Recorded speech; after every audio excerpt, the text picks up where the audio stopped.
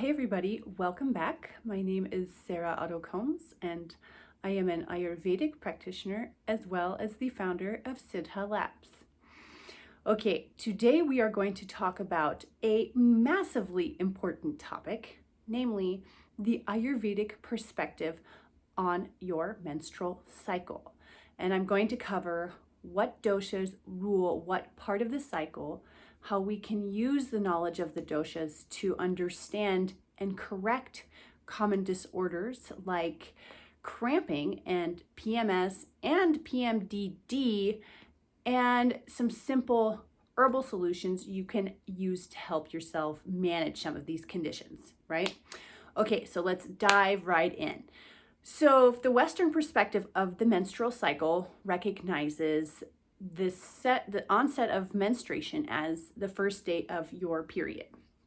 And from the Ayurvedic perspective, this is ruled by Vata dosha.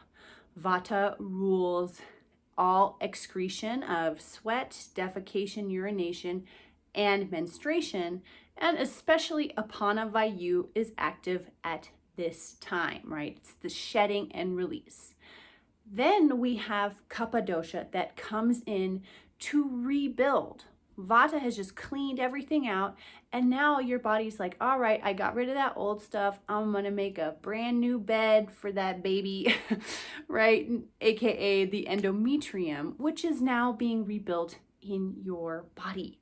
And then we have Pitta dosha. So this is really related to the hormonal aspect of your cycle and the increase in libido that is your body's signal to you and others that, hey, we are ready to reproduce, from a physiological standpoint anyways.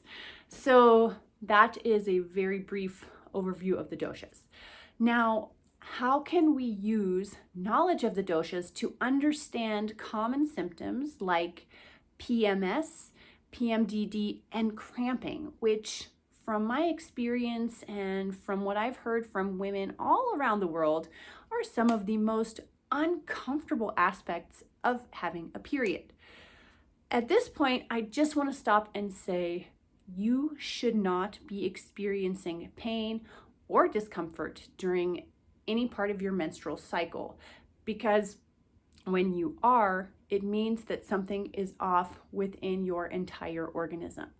So I know we think it's normal to have cramps, and it is common, but it shouldn't be a normal state of your body to experience pain or extreme emotional fluctuations or cystic acne or this slew of other problems that so many of us experience with our cycle.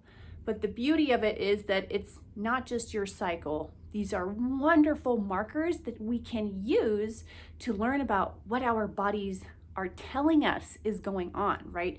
Nothing just happens in your body. It's all a cue. It's all a clue about what we should do.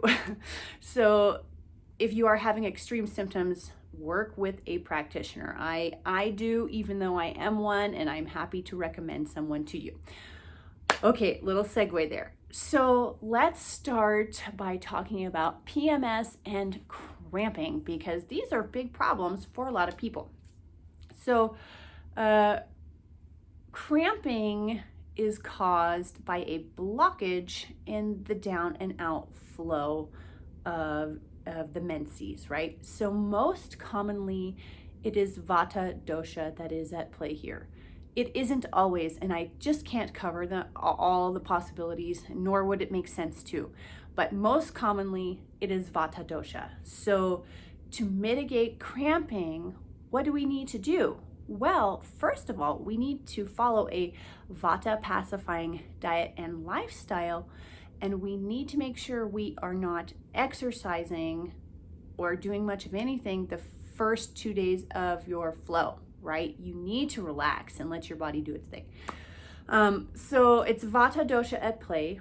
What can we do ourselves to help balance cramping?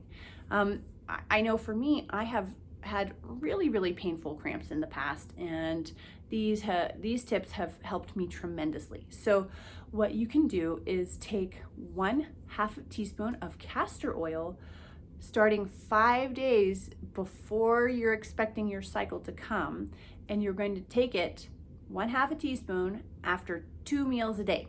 That's right. So you need 10 doses.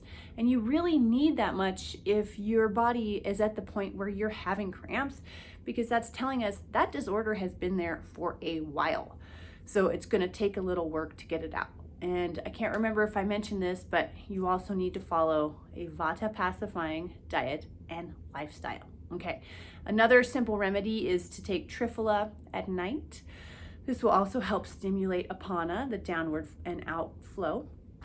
And you can also make a castor oil pack to apply topically along with a hot water bottle over it, over your lower abdominal area to help relieve cramping. Okay, so the next topic is a big one. And I hope that my discussion will be illuminating for so many of you women, 3 million in this country alone, that are suffering from PMDD. So, or just PMS, we can also talk about that. So what is PMDD?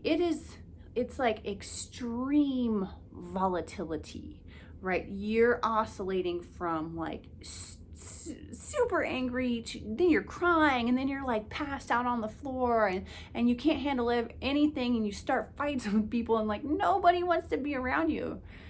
If you're having this, let me tell you something. You have high Pitta. That's right. So for those of you unfamiliar, let me remind you what Pitta dosha is. Pitta is the combination of fire and water. This is volatile. What are examples of fiery water?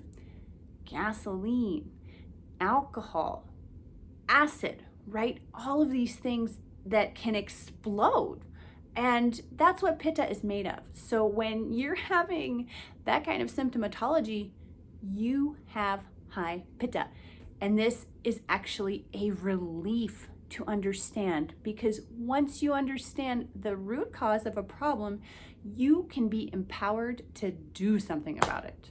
When you don't know what's causing something, you just feel crazy and frustrated, which I went through for years for different health things. So I feel you. Now you know it's high Pitta. So what can you do to balance it? Well, if you are at the point of PMDD, you really need to undergo panchakarma. And this is the Ayurvedic deeper cleansing protocol, because at this point there's so much dosha built up in your body, much like if you turn a hose on full blast and you block the end, what happens? Like it whips around and pressure builds up. And this is what's happening to you. So you feel crazy because there's some crazy shit going on in your body. So anyways, you're gonna need panchakarma. But until you can get to that point, until you can find a practitioner, what can you do? Well, you should start incorporating aloe vera gel into your regular routine, especially the week, at least 7 days before your cycle starts and before you start to have these emotional fluctuations. Because once you're in it, you're in it. So you're going to take a 1/2 teaspoon of aloe gel, and you can make an herbal mixture of 2 parts shatavari, 1 part brahmi, and 1 part musta, right? If you have questions about these herbs, please comment below, and I will try to guide you on where to find them.